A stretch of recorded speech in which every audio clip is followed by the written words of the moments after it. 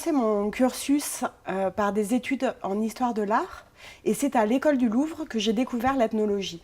Attirée par le Mexique, j'ai appris la langue nahuatl, la langue que parlaient les anciens Mexicains et qui compte encore aujourd'hui plus d'1 million de locuteurs. J'étudie les liens entre parole, image et écriture. Je m'intéresse à des images utilisées pour enseigner et mémoriser et aussi frapper l'imaginaire, voire convertir des populations à la religion catholique. Pour mon doctorat d'ethnologie, j'ai réussi à associer ces 3 centres d'intérêt: l'ethnologie, l'art et plus généralement les images, et la langue nahuatl. Je me suis intéressée à l'évangélisation des Indiens du Mexique, qui a eu lieu à partir du XVIe siècle, dès l'arrivée des premiers missionnaires. Et j'ai travaillé sur de petits manuscrits au format de poche, dont on compte une 20aine d'exemplaires. Sur ces manuscrits ont été peintes des centaines de petites images, qui s'enchaînent un peu comme sur une bande dessinée pour transcrire mot à mot des phrases. Ces phrases sont celles du catéchisme, cet ensemble de prières, par exemple le Notre Père, et de listes de préceptes, comme les 10 commandements, ces textes qui devaient être mémorisés par tous les Indiens après la conquête espagnole. Mais ces manuscrits ont été isolés de leur contexte lorsqu'ils ont été collectionnés. Quand j'ai commencé ma thèse, on ne savait donc pas qui les avait peints, à quelle époque véritablement et de quelle façon ils avaient été utilisés.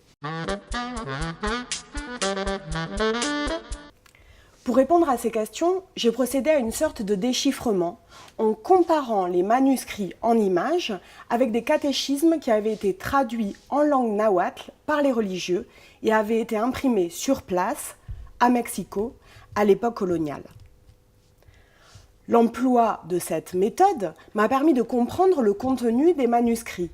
Par exemple, Notre Père, qui êtes, aux cieux, etc. Ceci m'a permis aussi de saisir la façon dont les phrases des prières avaient été transcrites en images, les verbes, les adjectifs, les pronoms. Et j'ai alors trouvé des indices pour dater plus précisément ces manuscrits. En particulier, j'ai pu prouver qu'ils avaient été élaborés bien plus tard qu'on ne le pensait, c'est-à-dire non pas au début du XVIe siècle, mais plutôt au cours des XVIIe et XVIIIe siècles. J'ai aussi démontré que pour les lire, il fallait, dans la plupart des cas, connaître les langues indiennes. L'image n'avait donc pas été utilisée, comme on l'a souvent dit, afin de franchir les barrières de la langue. Malgré les différentes réponses que j'ai apportées dans ma thèse, il restait une question importante. En effet, ces aides-mémoires ne sont plus utilisées aujourd'hui.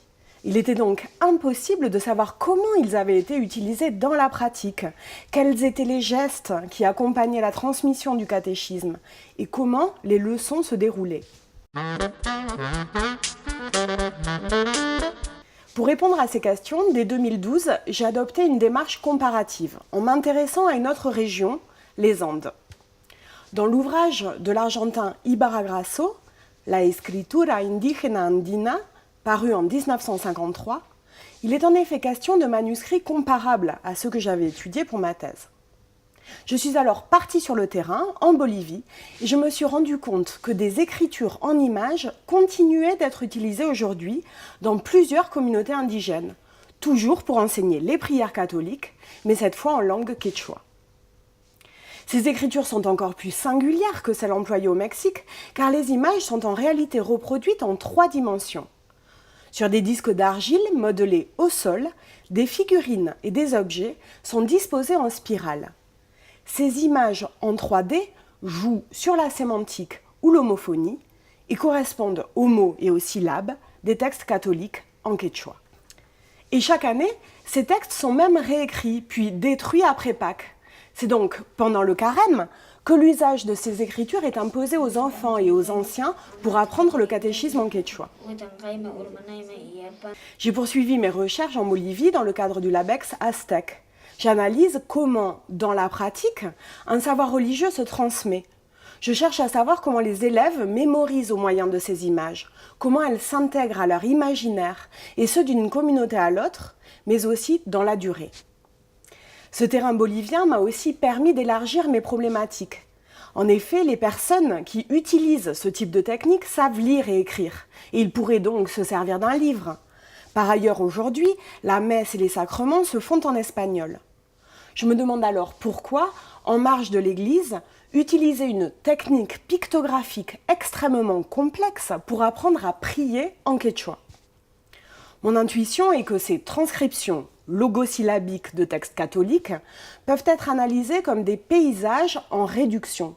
Des paysages dans lesquels on retrouve en miniature non seulement des objets qui sont associés par le principe de l'homophonie, du rébus, à la langue quechua, mais aussi les activités agropastorales, en somme les valeurs identitaires autour desquelles se définissent ces populations.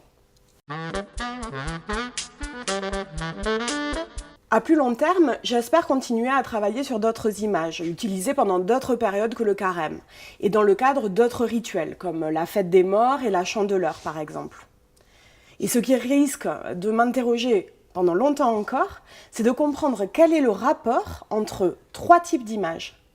Celles que l'on utilise pour écrire, celles que l'on mobilise pour parler, comme les métaphores par exemple, et enfin les images mentales.